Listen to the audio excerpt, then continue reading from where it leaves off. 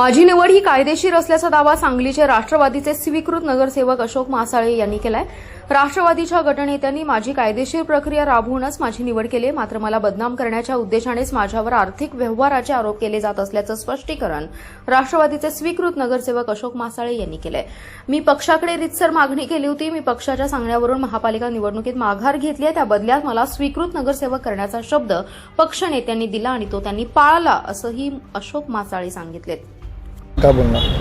मी अशोक चंद्रप्पा मासाळे, प्रभाग 10 मधून मी इलेक्शन लढवण्यासाठी पक्षाकडे अर्ज केला होता। पक्षाची सगळी त्यावेळी अर्ज भरून सगळं पूर्तता काय करायला लागेल सगळे करून मी जगदाळे साहेब आणि गटनेते मनिदुन बागवान साहेब, काही पक्षाचे विष्णू माने साहेब यांच्याकडे जाऊन रिक्वेस्ट केलं, मला उमेदवारी द्या, मी त्या भागातून निवडून येतो।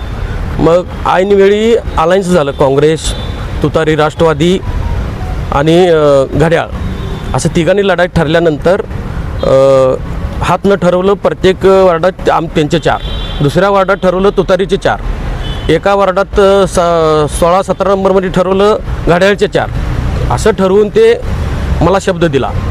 मला शब्द दिल्यानंतर मी अर्ज भरला होता।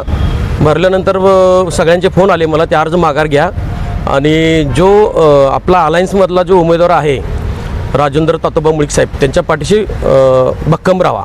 मी त्यांच्या पाठीशी भक्कम राहून काँग्रेस सीट पण निवडून आणली आणि जे मला पक्षश्रेष्ठीने जे शब्द दिलता त्यांनी सार्थक केलेला आहे। अजितदादा जे शब्द देतात ते पाळतात, तसं राष्ट्रवादीमध्ये आहे। अजितदादा गटामध्ये जे शब्द देतात ते पाळतात। आज मला अनुभव आलेला आहे। जय हिंद, जय महाराष्ट्र।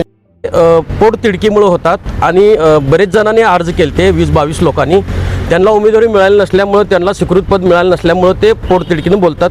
त्याला मी काय जास्त बोलू शकत नाही, कोणा तोंडाला हात लावू शकत नाही। तुम्हाला कुठल्याही प्रकारचे आर्थिक व्यवहार कुठल्याही प्रकारचे आर्थिक व्यवहार नाही, काही नाही। तुम्हाला बदनाम करण्याच्या मला बदनाम करायचा हा हेतू आहे।